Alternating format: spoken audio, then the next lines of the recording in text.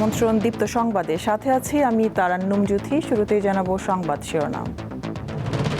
প্রতিহিংসা বা প্রতিশোধের রাজনীতি দেখতে চান না তারেক রহমান, ঐক্যে গুরুত্ব আরোপ। আমাদের মধ্যে মত পার্থক্য থাকবে, কিন্তু আমরা যদি চেষ্টা করি তাহলে সেই মত পার্থক্যের মধ্যে রেখে আলোচনার মাধ্যমে সেটি অনেক সমস্যার সমাধান হয়তো আমরা বের করে আনতে সক্ষম হব। আপিলের প্রথম দিন ৫১ জন প্রার্থিতা ফিরে পেলেন। পাবনা ১ ও ২ আসনে নির্বাচন স্থগিত। দেশে এলপিজি সিলিন্ডারের সংকট কাটছেই না, অতিরিক্ত দাম হাতিয়ে নিচ্ছেন ব্যবসায়ীরা। ইরানের সর্বত্র সরকার বিরোধী বিক্ষোভে উত্তাল, সেনাবাহিনী ও রেভলিউশনারি গার্ডের হুঁশিয়ারি।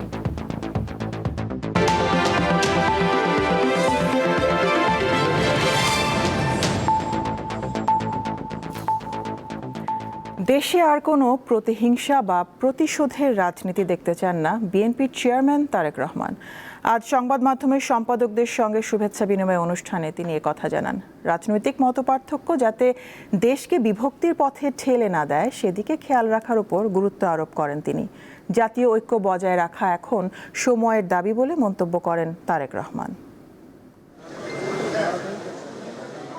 সদ্য দলের চেয়ারম্যানের দায়িত্ব নেয়া তারেক রহমান শনিবার সাংবাদিকদের সঙ্গে শুভেচ্ছা বিনিময় করেন। রাজধানীর গুলশানে একটি হোটেলে অনুষ্ঠানের শুরুতেই প্রত্যেক সাংবাদিকের সঙ্গে কুশল বিনিময় করেন তিনি। ত্রয়োদশ জাতীয় সংসদ নির্বাচনের ঠিক আগ মুহূর্তে এমন মতবিনিময়ের আয়োজন করেন তারেক রহমান। আগামী দিন ফিউচারটা কেমন হবে? ১৭ বছর পর দেশে ফিরে বিগত ১.৫ দশকের নিপীড়ন, গণমাধ্যমের স্বাধীনতা ও আসন্ন জাতীয় সংসদ নির্বাচন নিয়ে নানামুখী সংকটের কথাও শোনেন তারেক রহমান। আপনি জানেন না এখানে কি হয়েছে, আপনার বিশিষ্ট লোকজন আপনাকে যা বলেছে এটাই আপনি শুনেছেন, এবং এখন যারা মিডিয়ার নতুন বন্ধুরা আপনাকে যেটা বলছে সেটাই আপনি শুনছেন, এবং সেটাই আপনি মনে করছেন এটাই বাংলাদেশের 17 বছরের ইতিহাস। বাংলাদেশের 17 বছরের ইতিহাস এটা না। আমাদের হাত পা বাঁধা হয়ে যাচ্ছে।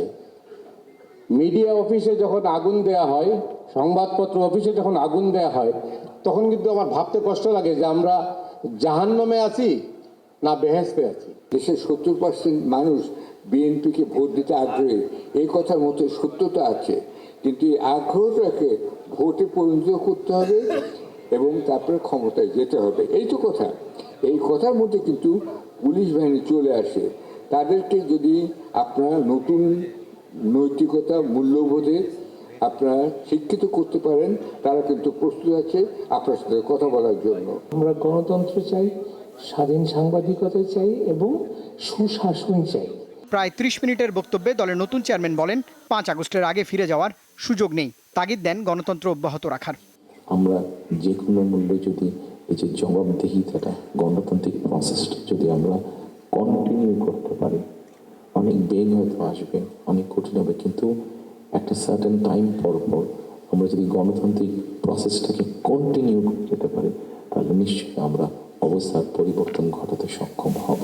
এ সময় নিজের ও বিএনপির পরিকল্পনার কিছু অংশ তুলে ধরেন তিনি। কোনো রাজনৈতিক দলের নেতা, সদস্য কাউকে আমি আঘাত করতে চাইছি না। আমি আমার চিন্তাটা শুধু ওনাদের সামনে তুলে ধরতে চাইছি যে আসুন, মানুষের প্রতিদিনকার তার চিকিৎসা ব্যবস্থা কী হবে, তার কর্মসংস্থান কী হবে, তার পরিবারের সন্তানদের শিক্ষা ব্যবস্থা কী হবে, তার রাস্তায় বের হলে নিরাপদে সে ফিরে আসতে পারবে কিনা, এইরকম বিষয় যেগুলো আছে, এই বিষয়গুলো নিয়ে বোধহয় আমাদের আলোচনা আরো একটু বেশি হওয়া উচিত। দেশ পুনর্গঠনে গণমাধ্যম কর্মীরা দায়িত্বশীল ভূমিকা পালন করবে বলেও প্রত্যাশা করেছেন বিএনপি চেয়ারম্যান। করেছি এবং আপনারা যে কষ্ট করি অনুষ্ঠানে। রুবায়েত হাসান, দীপ্ত সংবাদ, ঢাকা। বিএনপির চেয়ারম্যান তারেক রহমান ২২ জানুয়ারি সিলেটে আনুষ্ঠানিকভাবে নির্বাচনী প্রচারে নামবেন।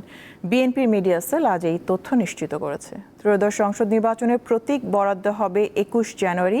পরদিন সিলেটে হযরত শাহজালাল ও শাহপরান রহমাতুল্লাহি আলাইহির মাজার জিয়ারতের মধ্য দিয়ে নির্বাচনী প্রচার শুরু করবেন তারেক রহমান। তিনি শুক্রবার বিএনপির চেয়ারম্যানের দায়িত্ব বুঝে নিয়েছেন। তারেক রহমান আগামী সংসদ নির্বাচনে ঢাকা ১৭ ও বগুড়া ৬ আসনে প্রতিদ্বন্দ্বিতা করবেন। বিএনপি চেয়ারম্যান তারেক রহমানের সঙ্গে সাক্ষাৎ করেছেন ঢাকায় নিযুক্ত ভারতের হাইকমিশনার প্রণয় বর্মা। আজ বিএনপি চেয়ারম্যানের গুলশান কার্যালয়ে এই সাক্ষাৎ অনুষ্ঠিত হয়। এ সময় বিএনপি মহাসচিব মির্জা ফখরুল ইসলাম আলমগীর, দলটির স্থায়ী কমিটির সদস্য সালাউদ্দিন আহমেদ উপস্থিত ছিলেন। বিএনপি মিডিয়া সেল এই তথ্য নিশ্চিত করেছে।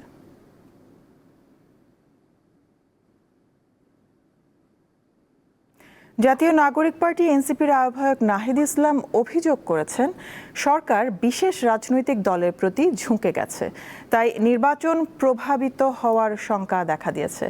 আজ ইউরোপীয় ইউনিয়নের নির্বাচন পর্যবেক্ষকদের একটি দলের সঙ্গে বৈঠক শেষে তিনি দাবি করেন, নির্বাচনী প্রস্তুতিতে বিএনপি থেকে জামায়াত এনসিপি জোট অনেক এগিয়ে। শনিবার রাজধানীর একটি হোটেলে ইউরোপীয় ইউনিয়নের নির্বাচন পর্যবেক্ষকদের একটি দল জাতীয় নাগরিক পার্টি এনসিপি নেতাদের সঙ্গে বৈঠক করে। এনসিপির নেতৃত্ব দেন দলটির আহ্বায়ক নাহিদ ইসলাম। 1 ঘণ্টা ধরে ত্রয়োদশ জাতীয় সংসদ নির্বাচন সহ বিভিন্ন বিষয়ে আলোচনা করেন তারা। ইউরোপীয় ইউনিয়নকে ধন্যবাদ। পরে সাংবাদিকদের সাথে বৈঠকের বিষয় নিয়ে কথা বলেন এনসিপির আহ্বায়ক। এই ইলেকশনটা যাতে সুষ্ঠু হয় এবং রেজাল্ট হওয়ার পর যাতে সবাই এটাকে অ্যাকসেপ্ট করে নেয় এবং আমাদের ট্রানজিশনটা স্মুথলি হয় গণতান্ত্রিকভাবে, এটাই মূলত ওনাদের চাওয়া বা প্রত্যাশার জায়গাটা।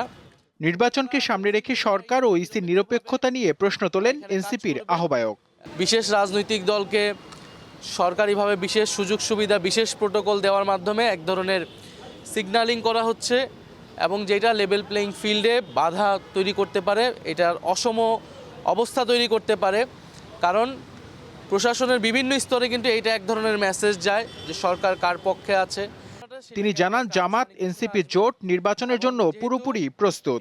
জামাত ইসলামও একটি সুশৃঙ্খল দল, ডিসিপ্লিন পার্টি, এবং এনসিপি নিজের মধ্যেও মোটামুটি একটা সিদ্ধান্ত নিয়ে এসেছে। বিএনপির জায়গা থেকেও তারা কিন্তু তাদের বিদ্রোহীদেরকে কথা বলা, তাদেরকে বসানো বা ফুল ফ্লেজে কিন্তু তারাও নামতে পারে নাই, বরং আমাদের জামাত এবং এনসিপি জোট কিন্তু অনেকখানি এগিয়ে। ফলে আমরা মনে করতেছি যে একটু দেরি হলেও আমাদের নির্বাচনী যেই আয়োজন বা নির্বাচনী যে প্রস্তুতি, সেখানে আসলে খুব বেশি প্রভাব রাখবে না।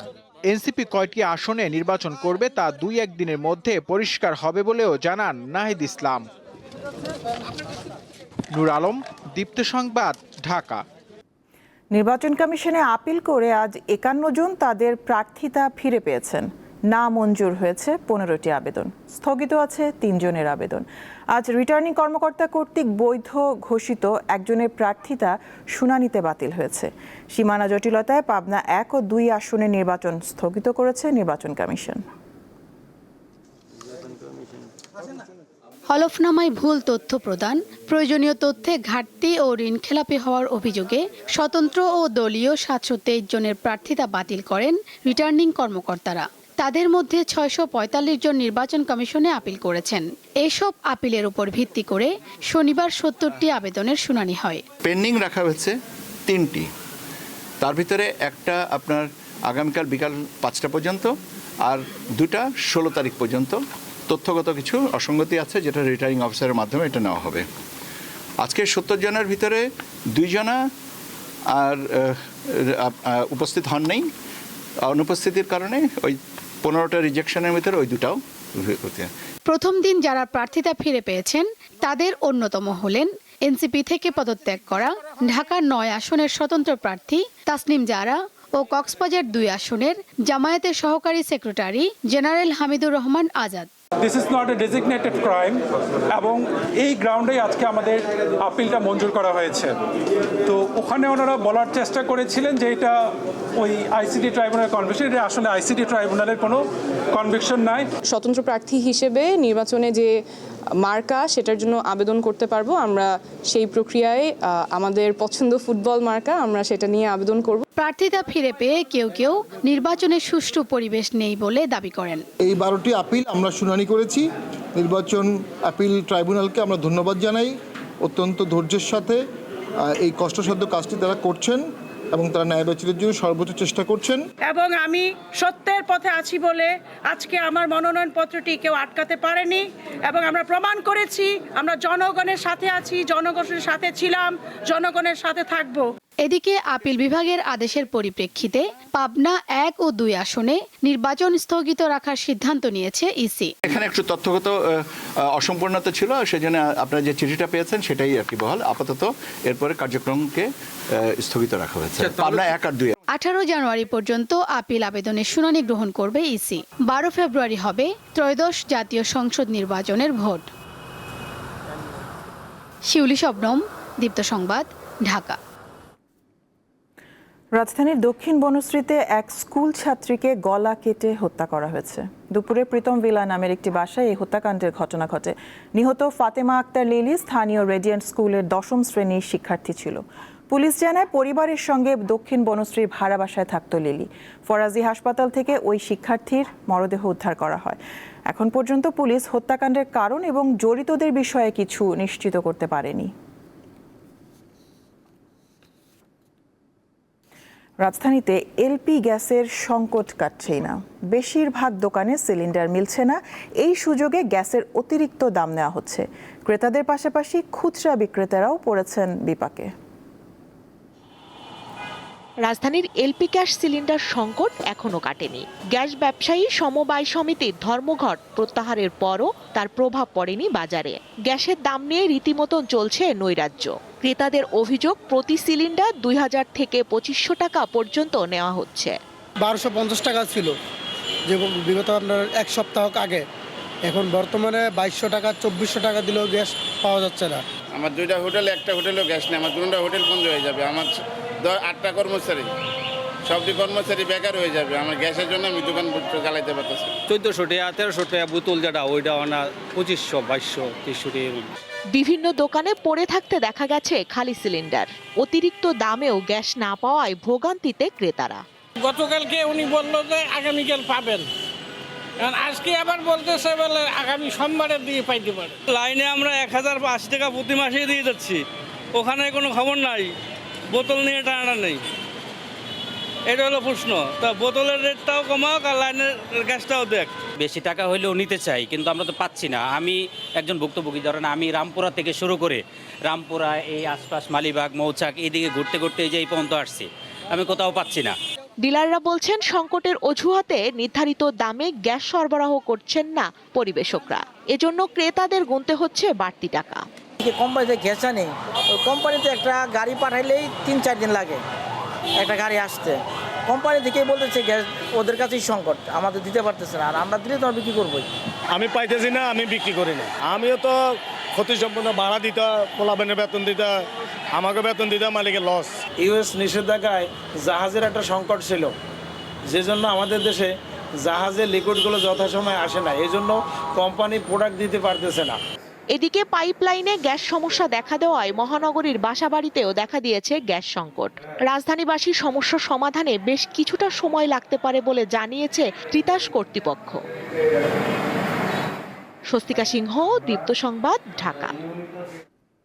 রাজধানীর বাইরেও এলপিজি সিলিন্ডারের তীব্র সংকট রয়েছে। বাড়তি দামে কিনতে হচ্ছে গ্যাস। সব জায়গায় অবশ্য তা মিলছেও না। অনেকের চুলা জ্বলছে কাঠ বা খড়কুটোয়।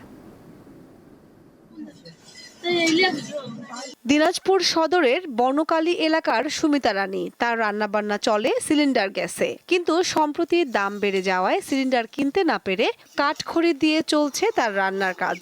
আমরা ওইগুলা আর কিনতে পারি না, গ্যাস ঢুকাইতে পারি না। এখন 2000 টাকা লাগিয়েছে, সেই জন্য আমরা খড়ি দিয়ে রান্না করি। এলাকার অলকা রানীরও একই অবস্থা। দাম বেশি হওয়ায় তিনিও সিলিন্ডার গ্যাস কিনতে পারছেন না। গ্যাস চলবা পারি না, খালি আনি থুসি, একবার চলাইছি আর চলবা পারি না। গ্যাসের দাম বেশি, আনিবা পারি না। দিনাজপুর শহরের কালীতলা এলাকার মাঝহারুল ইসলাম রেঞ্জু ডিলার পয়েন্টে গ্যাসের সরবরাহ একেবারেই সীমিত। অনেক ক্রেতা সিলিন্ডার পাচ্ছেন না। এই সুযোগে কিছু অসাধু ব্যবসায়ী অতিরিক্ত টাকা হাতিয়ে নিচ্ছেন। আমার গ্যাস শেষ হয়েছে প্রায় 7 দিন হচ্ছে। তো আজকে আমি গ্যাসের সিলিন্ডার ধরে দোকানে গেছিলাম। তো গ্যাসের যে পরিমাণ দামের কারণে দাম শুনে আমি গ্যাসের সিলিন্ডার ওইখানে রেখে আসছি। আমি একজন সাধারণ চাকরিজীবী, একই কারণে গ্যাসের দাম এভাবে বৃদ্ধি পাচ্ছে আমরা বুঝতে পারতেছি না। 1300 টাকা দাম তো আমি কোনোভাবে নিতে পারবো না, কারণ আমার তো ডিও রেটেই 1306 টাকা 8 টাকা। আমি ওই গ্যাসটা আনতে আমার 50-60 টাকা খরচ আছে, লেবার আছে, লোড আনলোড আছে। নারায়ণগঞ্জেও মিলছে না গ্যাস, বেশিরভাগ জায়গায় সিলিন্ডার নেই। এই অবস্থায় বৈদ্যুতিক চুলা অথবা কাঠের চুলায় রান্নার কাজ সারছেন অনেকেই। 12 কেজির একটি সিলিন্ডার কিনতে গুনতে হচ্ছে 2000 থেকে 2500 টাকা পর্যন্ত। গ্যাসের বোতল আমরা টাকা দিয়েও পাইতাছি না, 1600, 1700, 1800, 2000 এমন দাম। গ্যাস পায় না, সিলিন্ডার গ্যাস পায় না, মানুষকে হাহাকার করতে আছে। গাজীপুরেও গত এক সপ্তাহে সিলিন্ডার গ্যাসের দাম বেড়েছে। খুচরা দোকানে প্রতিটি বিক্রি হচ্ছে 1500 থেকে 1800 টাকায়। কামরুন নাহার, দীপ্ত, বার্তা কক্ষ। চট্টগ্রাম বিশ্ববিদ্যালয়ে আইন বিভাগের এক শিক্ষককে হেনস্থার পর টেনে হিঁচড়ে প্রক্টর অফিসে নিয়ে গেলেন চাকসুর কয়েকজন নেতা। তার নাম হাসান মোহাম্মদ রোমান, তিনি সহকারী অধ্যাপক। প্রত্যক্ষদর্শীরা জানান, আজ দুপুর 12টার দিকে স্নাতক প্রথম বর্ষের ভর্তি পরীক্ষার দায়িত্ব পালন করতে গিয়ে তিনি শারীরিক হেনস্থার শিকার হন। এক পর্যায়ে হাসান মোহাম্মদকে টেনে হিঁচড়ে প্রক্টরের কার্যালয়ে নিয়ে যাওয়া হয়। তিনি বিশ্ববিদ্যালয়ের সাবেক সহকারী প্রক্টর। হাসান মোহাম্মদ ক্যাম্পাসে আওয়ামী ও বামপন্থী শিক্ষকদের সংগঠন হলুদ দলের একাংশের সঙ্গে যুক্ত। তার বিরুদ্ধে জুলাই গণঅভ্যুত্থানে ছাত্রদের বিপক্ষে অবস্থান নেওয়ার অভিযোগ করেন চাকসুর নেতারা।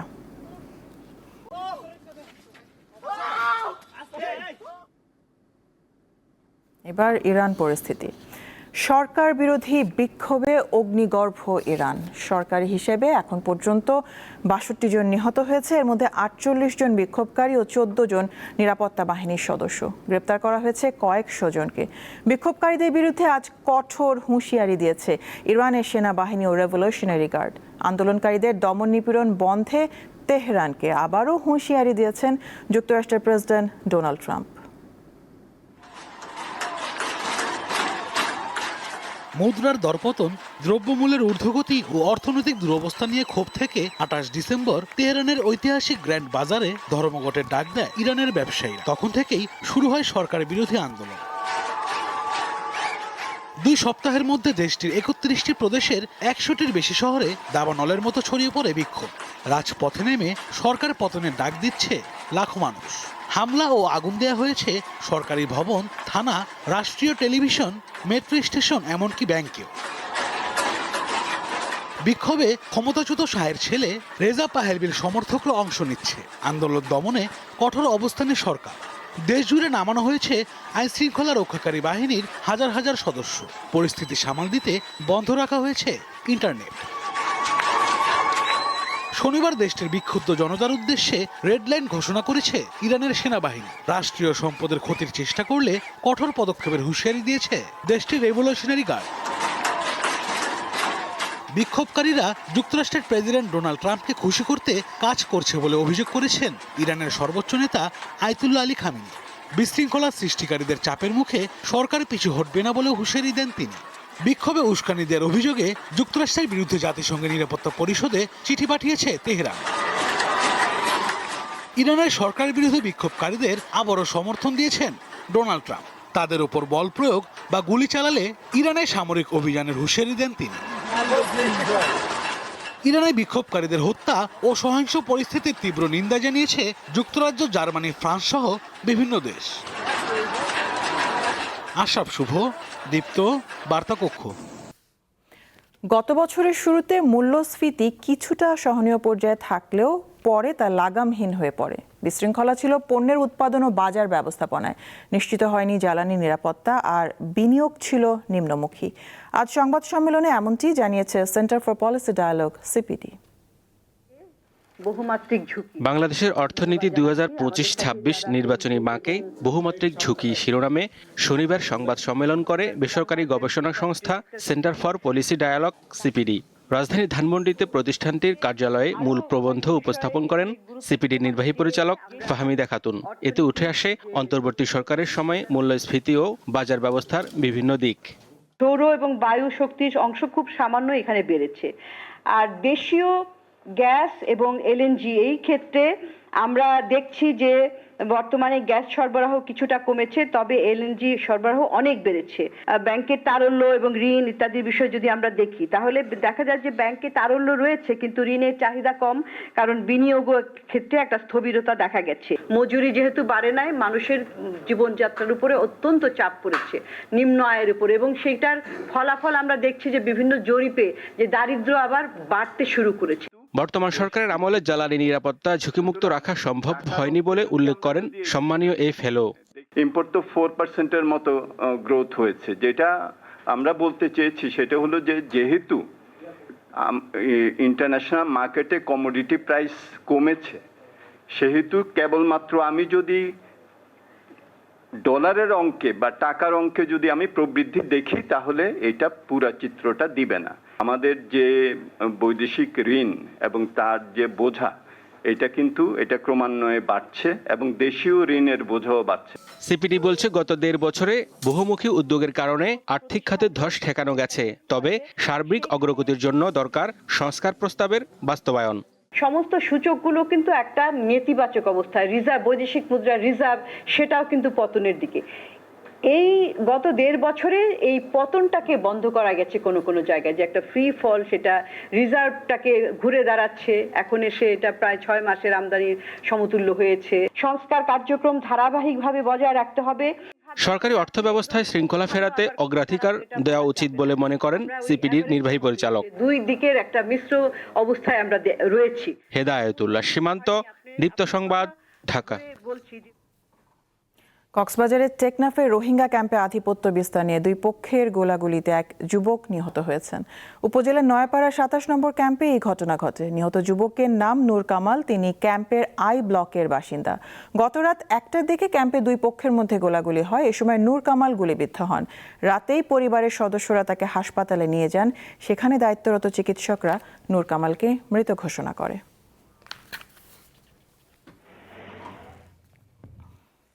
স্বপ্নের সারথি হয়ে নিজেকে বদলাই, দেশ বদলাই প্রতিপাদ্যে আজ ঢাকায় অনুষ্ঠিত হলো স্বপ্ন সারথি সম্মেলন 2026। কেন্দ্রীয় কচিকাঁচার মেলা প্রাঙ্গণে অনুষ্ঠিত হয় দিনব্যাপী এই আয়োজন। এতে সুবিধাবঞ্চিত শিশু কিশোরদের স্বপ্ন, সংগ্রাম ও সাফল্যের অনুপ্রেরণামূলক গল্প তুলে ধরা হয়।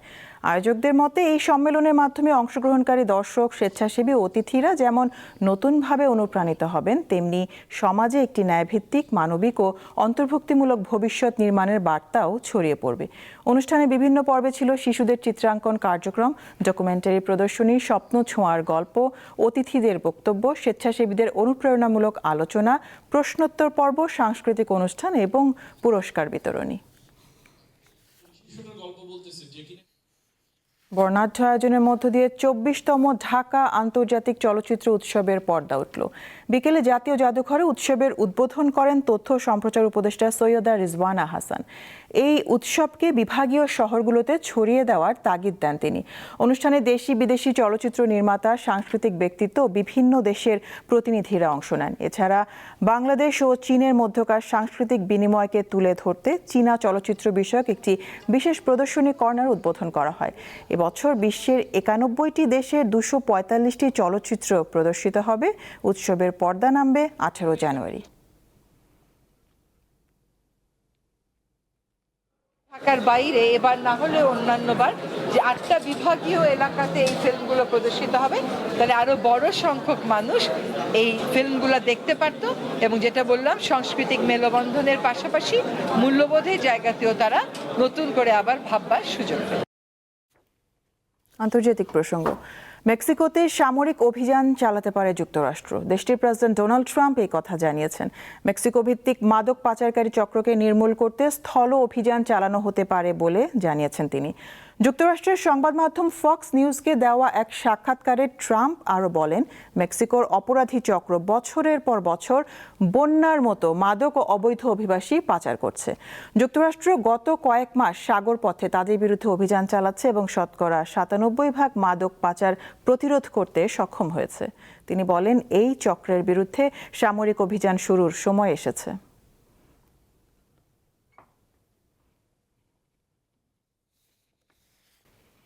ডাম্বুলায় বৃষ্টিতে পরিত্যক্ত হয়েছে শ্রীলঙ্কা ও পাকিস্তানের দ্বিতীয় টি-20 ম্যাচ।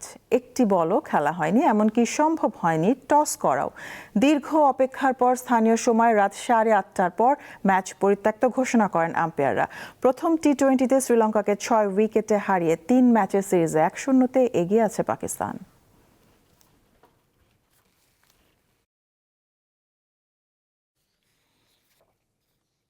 শেষ করব দীপ্ত সংবাদ শিরোনামগুলো জানাবো আরও একবার। প্রতিহিংসা বা প্রতিশোধের রাজনীতি দেখতে চান না তারেক রহমান, ঐক্যে গুরুত্ব আরোপ। আপিলের প্রথম দিন ৫১ জন প্রার্থিতা ফিরে পেলেন। পাবনা ১ ও ২ আসনে নির্বাচন স্থগিত। দেশে এলপিজি সিলিন্ডারের সংকট কাটছেই না, অতিরিক্ত দাম হাতিয়ে নিচ্ছেন ব্যবসায়ীরা। ইরানের সর্বত্র সরকার বিরোধী বিক্ষোভে উত্তাল, সেনাবাহিনী ও রেভলিউশনারি গার্ডের হুঁশিয়ারি।